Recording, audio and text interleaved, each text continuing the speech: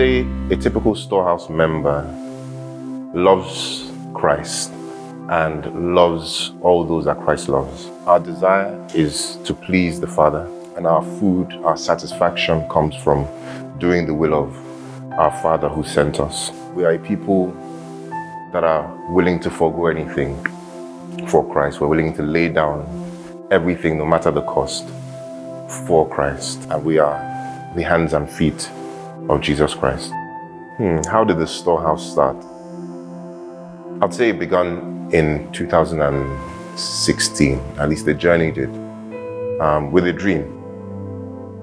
I had a dream where I took a whole load of people, I couldn't count how many people, to a farm, and we began to harvest. I could only recognize one person in that dream, and so a few days later I saw him and I told him about the dream, and he asked me what I thought the dream meant, and to me it meant something to do with business. He was a business person, I was into business, and I thought maybe we're meant to come together to start a business. His response was that it wasn't a business, but that it was actually a harvest of souls that I saw in the dream. And so that was the beginning. And a few months after, I became a pastor. And several years went by. And in 2021, I had actually said that I was not going to do ministry anymore. I was sure of it. But then I had another dream, and culminated in me saying yes, against my wants, my desires, my needs, according to what I felt, and saying yes to God. And so really the Storehouse started in 2021 in February, following a dream and following a decision to say yes to God. After much tarrying and prayer, I sensed that we were all meant to gather and finally meet together and worship. So I sent Peters a message and I asked him if we could, and he said, why not? So we did. We all gathered, we worshipped, and it was beautiful. Towards the end of 2020, a group of us got together to pray, sensing that there's a higher calling and God is doing something new in the nation. This group was called The Shift, and we prayed together consistently. And during the time of prayer, Peters, Pastor Tolu Adesoya, got the revelation to call us the Storehouse, with the aim to feed the needy. And we had our first outreach event in December 2020. And that's really how the Storehouse journey began. So my journey at the Storehouse began while I was in a transitioning season earlier on this year, and I got the flyer for the Storehouse spontaneous worship, and I was like, oh my goodness, I just felt in my spirit like I needed to be here. So I just quickly jumped in, and during the service, I really just felt God calling me to serve in the Storehouse. So I've given my whole heart to this, and I'm super excited. So yeah. So I remember the first ever spontaneous worship, and it was in every sense of the word spontaneous. And I just remember just the atmosphere of worship.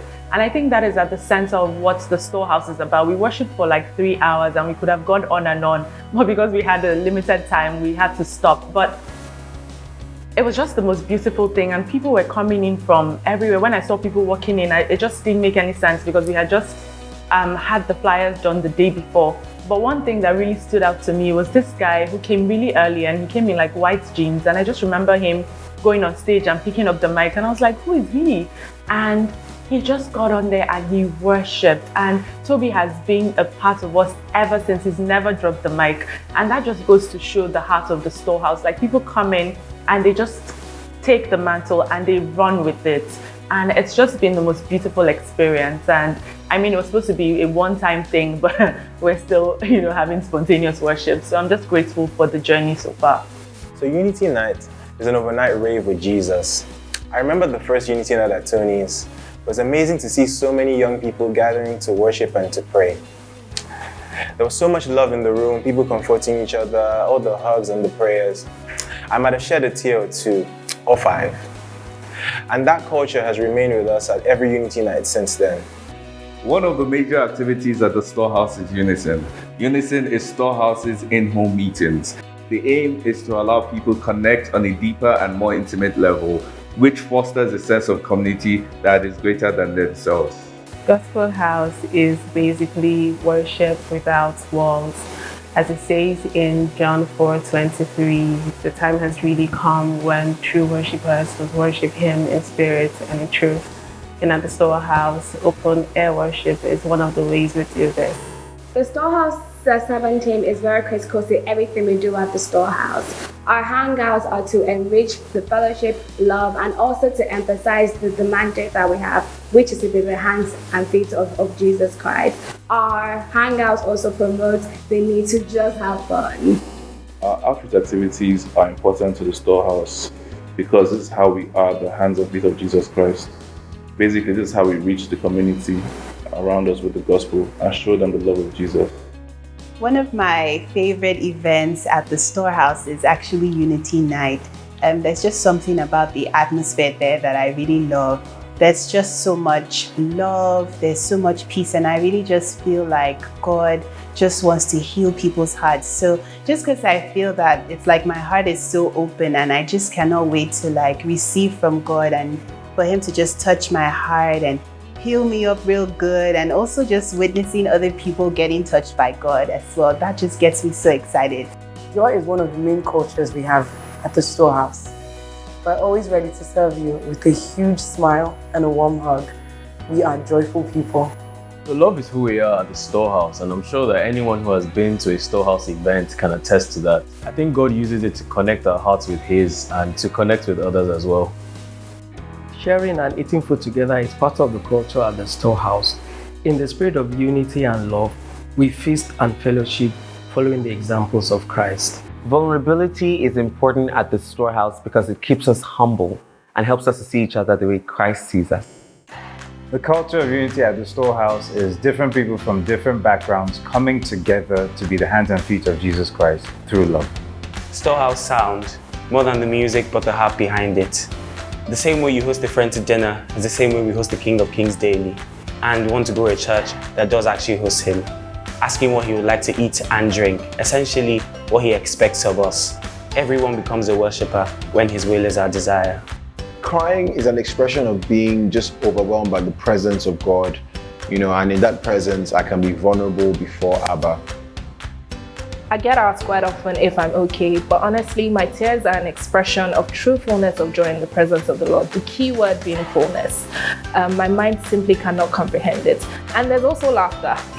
After everything that I have received from the Storehouse, I'm so excited to just, finally see the manifestation of victory in my life from the obstacles that I faced, and also what I'm looking forward to as well is really just pouring myself out and just serving and just giving with like various activities that we have in Storehouse, like the Royal Exchange that we had last month.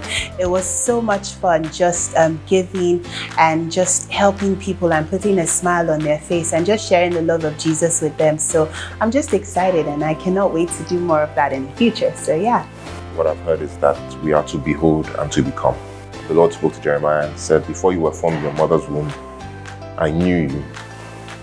I sanctified you and I ordained you as a prophet to the nations. And so what this tells us is that God has a knowledge of who we are, an expectation of who we are. For many of us, we find ourselves very far away from that knowledge of God. And this is what Gideon found in Judges 6. He was far away from the knowledge of God concerning him. He was found to be threshing wheat in a winepress, cowering, hiding, and so far away from who God had called him to be. And who God had called him to be was who God addressed him as when he saw him. And he addressed him as a mighty man of valor, addressed him as a warrior. And Gideon couldn't see it. All Gideon could see that he was the least of the least of his family. His family was the least of his tribe. His tribe was the least of the nation. And so it was difficult for him to reconcile the knowledge of God, who God had said he was, with who he had come to be. And the bridge between who we are and who God has called us to be is faith. And as Gideon went on that journey of faith, he was able to bridge the divide and become the knowledge of God. And so for the storehouse, we are to become the knowledge of God concerning us in 2022.